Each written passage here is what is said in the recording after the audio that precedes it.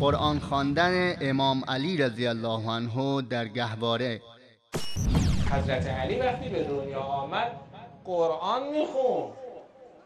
وقتی قنداقه علی رو به پیغمبر دادن گفت یا رسول الله قرآن بخوانم. قرآنی که هنوز بر پیغمبر نازل نشده، شروع که از سوره مؤمنون رو تلاوت کرد. قد افلح المؤمنون.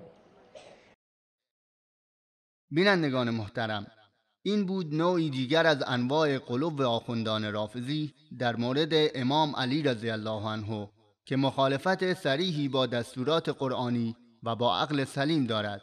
الله متعال به رسول اکرم صلی الله علیه و آله و سلم خطاب نموده می‌فرماید: وكذلك أوحينا إليك روحا من أمرنا ما كنت تدري ما الكتاب ولا الإيمان ولكن جعلناه نورا نهدي به من نشاء من عبادنا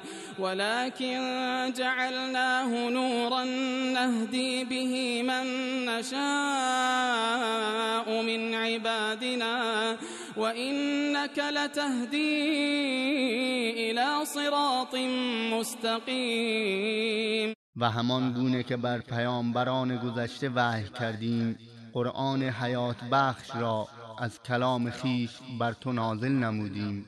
پیشتر نمیدانستی که کتاب و ایمان چیست، ولی وحی را نوری قرار دادیم که با آن هر یک از بندگانمان را که بخواهیم هدایت می‌کنیم و تو به راه راست فرا می‌خوانی. و نیز می‌فرماید: وما كنت ترجو أن يلقى إليك الكتاب إلا رحمة من ربك فلا تكونن ظهيرا للكافرين. و تو امید و انتظار نداشتی که این کتاب از سوی پروردگارت بر تو نازل شود، بلکه به رحمتی از سوی پروردگارت بر تو نازل شد، پس هرگز پشتیبان کافران مباش.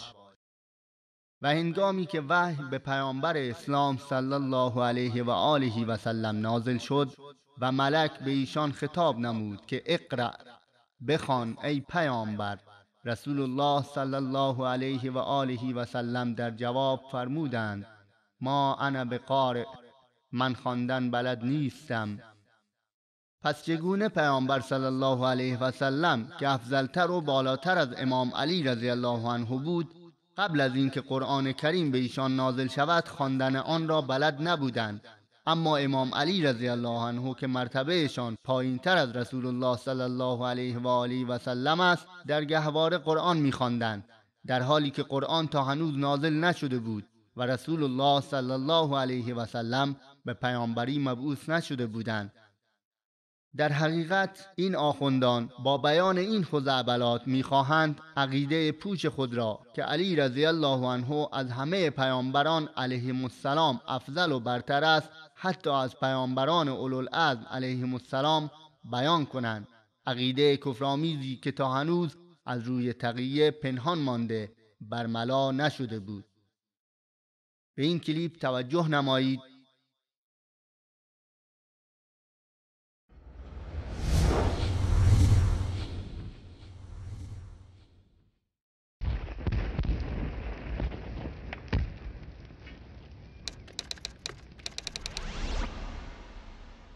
اهانت آخوند رافضی به تمام پیامبران علیهم السلام.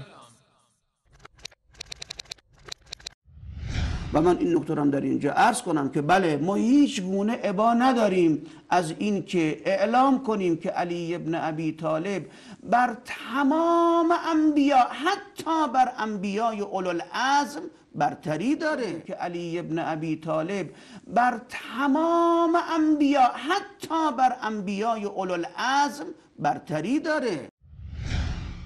بینندگان محترم، شیعیان معتقدند که مقام امام مقامی عالیتر و والاتر از مقام نبوت است. انسانها اول به درجه نبوت میرسند، بعد به مقام شامخ امامت. لذا میگویند علی ابن ابی طالب رضی الله عنه بر تمام انبیا حتی بر انبیای اولوالعزم برتری دارد. برای این غلو خود دلیلی واضح ندارند، بلکه به تأویل‌های پوچ و بی اساس متوسل شده و درجه علی رضی الله عنه را از درجه ابراهیم و نوح و موسی و عیسی علیهم السلام بالاتر می‌دانند. علی رضی الله عنه به جای خود، آنها حتی امام نقی خود را هم از آنها برتر می‌دانند. انا لله و انا الیه راجعون. قرآن کریم در آیات متعددی از انبیاء مختلف نام برده و زندگی نامه ایشان را برای ما بیان می کند و آنها را برای ما الگو معرفی می نماید و بر دیگران برتر می داند.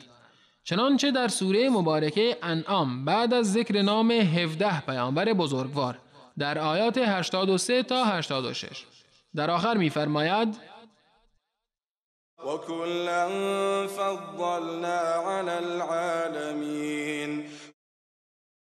و همه را بر جهانیان برتری دادیم. و در آیه 90 ما را به اقتدا به آنها امر می نماید.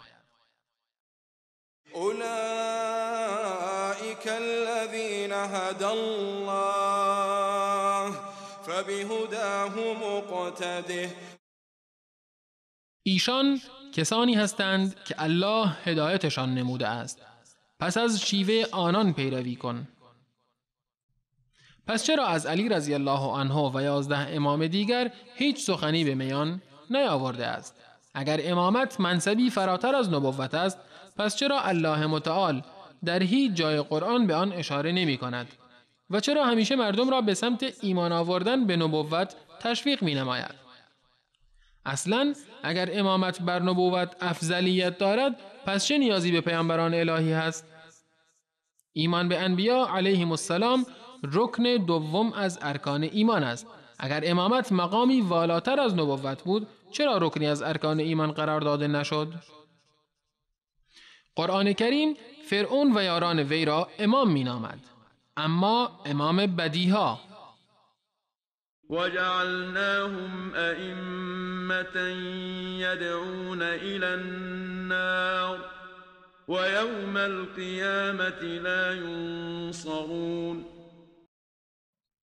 و آنان را پیشوایانی قرار دادیم که به سوی آتش فرا می‌خوانند و روز قیامت یاری نمی‌شوند. چرا قرآن از امامت فرعون یاد می‌کند، اما از امامت علی رضی الله عنه هیچ یاد و نشانی نیست؟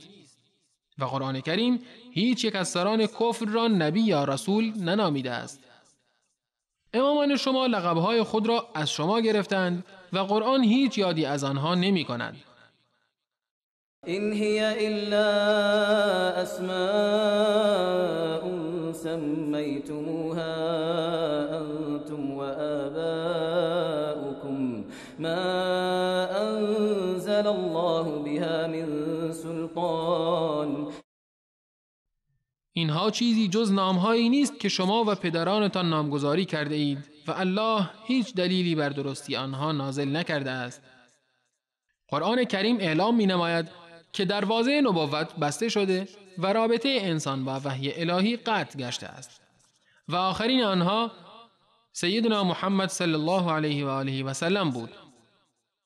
ما كان محمد أبا أحد من رجالكم ولكن رسول الله وخاتم النبيين وكان الله بكل شيء عليما.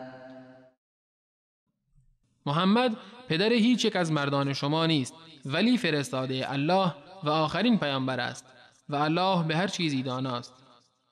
اما شیعیان معتقدند که دروازه آمدن انسان‌های مهمتر از پیامبران بسته نشده است. آیا این سخن معقول است؟ چگونه ممکن است انسانی که به وحی مرتبط نیست از انسانی که به وحی مرتبط است مقامش والاتر باشد؟